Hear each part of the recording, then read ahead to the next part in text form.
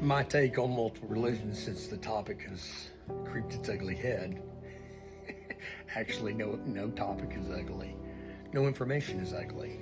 I love it. It's an exchange of information. I accept I don't know. Isn't that incredible? I say I don't know. So I look up and say, well, what would it look like if I don't know? And I get other people, give me information, and it broadens what I see. That's the way I see it. I just gained more information than I had before. It's quite extraordinary, truly, how it works. It's really easy, and it's really quite enlightening. So, all the information is good. So, other religions, my take on that, it seems to me it's a necessity. You have to have them. How could you not have multiple religions? Because it's like, if everybody believed the same way, there'd be nothing to challenge us. So therefore, that would be pretty sloppy and pretty not very well put together thoughts, wouldn't they? I mean, you'd be blind faith instead of faith, that kind of thing. Just saying, it seems to me. All right, so looking at it that way. All right, and also to religion is the idea that our thoughts and how we think about the world, everybody thinks differently. Everybody sees the world differently. Okay? We all see it a certain way, and I think since the Tower of Babel, I think God's been talking to us personally. I think every single one of them, because our perception, the way we see the world, it's so unique and so different. And I think we've gone out there and made organized religions, and people decided a strict regimen of beliefs, and people have fallen into those beliefs because they didn't read the Bible themselves and make a decision themselves about it. It was easier that way, I think.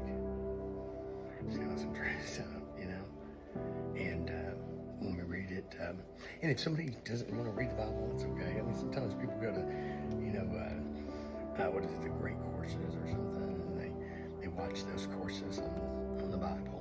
There's ways to get the information. There's ways to the internet, people that wise counsel that you can read with or study group with. That's how we do it, isn't it? Study groups. It's kind of hard to sit there and read the thing, but that's why we do study groups. Kind of nice. It's kind of personal when you got people in your home then. I know it's kind of odd, but that's what we do, isn't it? We commune with other people, no matter what faith we have. See, the other faiths are important. You know why? Because the way I see it is all these other faiths, what are they doing? They're all just paths to God, isn't it? We're all going to the same place. We're all going to God. That's what it's all about, right? So therefore, I have to respect whatever they believe.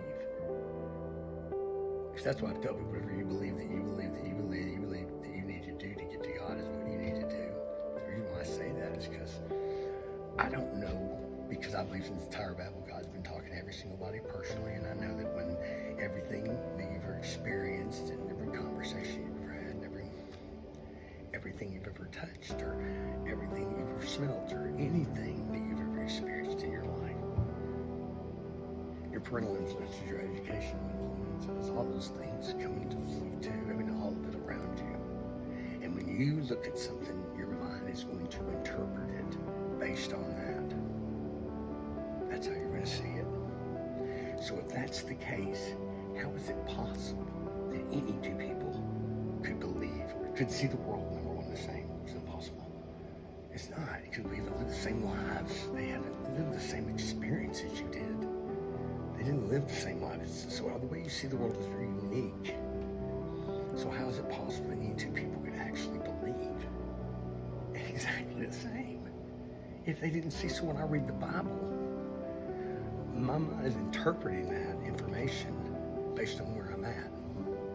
So when I'm reading it, or anybody's reading their religious text, it's interpreting it based on where they're at a certain point in their life. Other religions, that's what their scriptures do too. And through that, they learn and they grow, and we all do. In the end, it's just a path to God. minds to Jesus Christ, that's okay. Theirs doesn't have to be. That's what God's telling me. It's okay. He's got multiple paths here. He didn't sit there and put in the Bible and say, listen, this is what I want you to do when you come into contact with another. He didn't say that. He didn't. No, he told you to do what? Don't judge anybody, right? And so don't. That's one of those fundamental, foundational things that we have to have a part of our lives is non-judgment. If we can, it's hard work.